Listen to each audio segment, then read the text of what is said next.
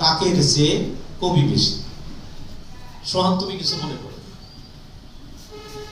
ময়মনসিংহে ডিসি সাহেব একসময় আমাকে বলেছিলেন, সেটা হলো 85 সালে একটা ইন্টারভিউ করতে গিয়েছিলাম। এরপরে আবার আরেকজন ডিসির এই কয়েকদিন আগে গিয়েছিলাম, এখন যিনি আছেন তার ইন্টারভিউ করতে।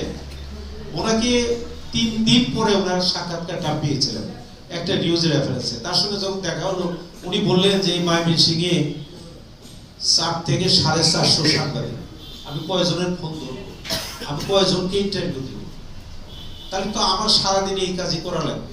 তা আপনি দূর থেকে আসছেন, প্রবীণ মানুষ, এই জন্য আপনার বিবেচনা নিয়েছে, আপনি আসেন। তো এই যে আমাদের অবস্থাগুলো, আমাদের দেশের যে মিডিয়া, আপনি কি জানেন বাংলাদেশে কত পত্রিকা? দৈনিকের সংখ্যায় এখন 1600 করে। সবকিছু মিলিয়ে বাংলাদেশে এখন 2500-এর মতো সাপ্তাহিক দৈনিক পত্রিকা আছে। আর অনলাইন সে তো হাজার হাজার, যার যেমন খুশি সেভাবে অনলাইন বের করছে, যার যেমন খুশি যার বিরুদ্ধে পারে লিখছে। আরে ভাই, আমি রাজনীতি করি, আমি যদি রাজনীতি করি, আমাদের দেশের রাজনীতি যারা করেন তারা জনগণের কাছে প্রতিশ্রুতিবদ্ধ, তাই না? এই যে আমাদের বিএনপি নেতা এখানে আছেন, উনি বলার সাথে বসে বসে দেখলাম লোকজন কম ছিল, উনি বলার সঙ্গে সঙ্গে কিন্তু লোক, আমার মনে হয় আরো আধা ঘন্টা আগে বললে হল পড়ে যেত। তার কারণটা কি?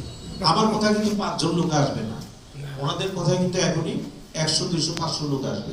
তার কারণটা হচ্ছে যারা রাজনীতি করেন তারা জনগণের সঙ্গে মিশেন, জনগণের পালস বুঝেন এবং সেভাবেই তারা নীতি নির্ধারণ করেন।